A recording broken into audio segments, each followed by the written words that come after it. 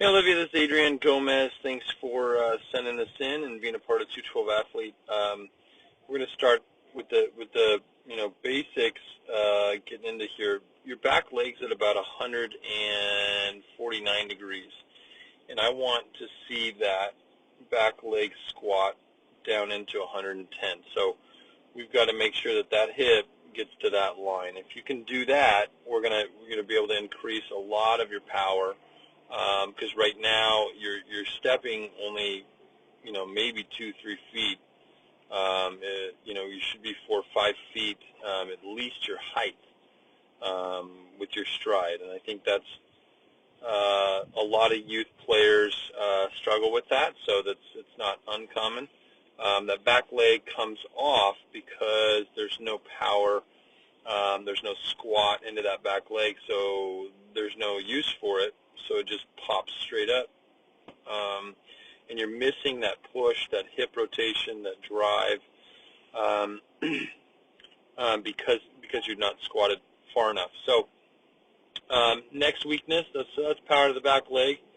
That's definitely a weakness of yours. This is what we call an internally rotated front knee. So you're internally rotated. We've got to externally rotate about 20 degrees. You can see how your front leg's not firm, and because it's not firm, you're not able to drive into it. That really reduces the power of your hips and causes you to not throw as hard. The front leg angle is fine. If you can keep that the same, we're good. But the next one, so externally rotated or internally rotated front knee, that's an issue. This angle right here, about 69 degrees, I want it to be close to 100 degrees at least. So you're going to have to step that much further. So we're talking probably 1.5 shoe lengths further, so that you can get into that position. Now, how are you going to do that? You got to squat out of the back leg, and the front leg's going to have to travel longer to be able to create more power. All right, so that's the lower half. The next one is going to be posture at ball release. Okay, so you're in A posture, straight up and down. So what that means is we want to rotate around that posture. I feel like you do a really good job of that, so that's not an issue. The next one is release point. I don't know where that ball is releasing because it's not in the video, but let's see here. It's pretty good. Now, the problem that you're going to have later on after you extend that front foot further is that chest has got to go further. Back leg's got to stay down. Chest is going to have to drive. There's some things that are going to have to change if you go longer with your front leg. So release point's fine for now. After we change some things, it might not be fine, so we might have to adjust that a little bit later. All right. So now we're going to get into stacking. And stacking means that your lower body is stacked, or your upper body stacked on top of your lower body. So this upper body is going to stay back. You're almost standing straight up and down. There's no real movement backwards with your upper body, which means that when you hit your front leg, you're already going down and going forward. So I want to delay that and stay back as long as I can. And if you do that, you're going to be able to, transfer energy better. You're going to be able to push off that back leg and keep that back leg on the ground for a longer period of time. So stacking is definitely an issue, both with the squat and the upper body rotating back. And when you do that, man, it's going to be night and day. You probably get 3 or 4 miles an hour off of that. Okay, so stacking is an issue. Moving into the front glove, let's look at your front glove. Front glove's not bad.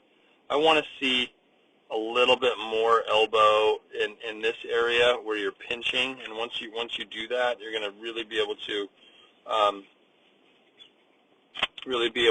throw and rotate a little bit quicker.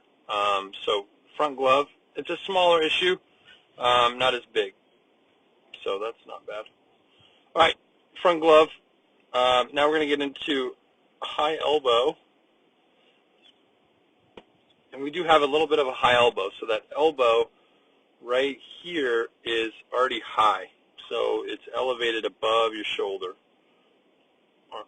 Arms here, elbows a little bit higher. You see that, and it puts a lot of pressure on that shoulder and elbow, and we want to reduce that by bringing this down a little bit, down to that 180 mark. So if you can do that, you're going to do that by stacking. Stand back, upper body's back, the elbow's going to be brought down and loaded into that scap. So it should be a quick fix. But high elbow, there's some drills, quick picks, box jumps. There's quite a few on there. Run through those drills, and you can fix that quite quickly. All right, next one is chest extension, and right at that chest extension, I'm going to take a measurement off your back hip up to your chest. It's about 30 degrees, and I'd like you to be about 50 degrees. So the reason why it's not ready yet, this front leg doesn't travel far enough, so we need to be, ready further. And that back leg is not extended. So you can see this,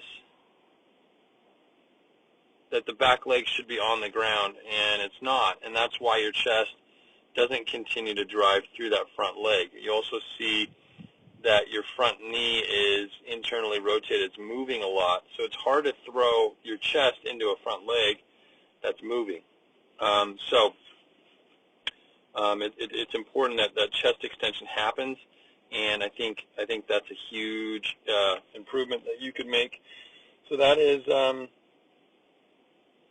right. That is the chest extension, and the last one is an arm flyout, which I don't think you have. Now, one thing I'd like to point out is right here. I can't. If you look right here, you don't see your elbow at all. And when you don't see your elbow, that means you're not pinching your shoulder blade back at all. And you've got to pinch that shoulder blade back a little bit longer so that you're able to drive through that. That's going to increase probably 2 or 3 miles an hour just by pinching well. So I appreciate you guys sending this in. I hope this was helpful. Please go in and write down the weaknesses that I talked about, and then go and watch the video about it. And then if you scroll down a little bit further on each weakness, there'll be drills to fix each weakness. If you have any questions, please let me know. And love working with you, and I will talk to you guys soon. Thanks.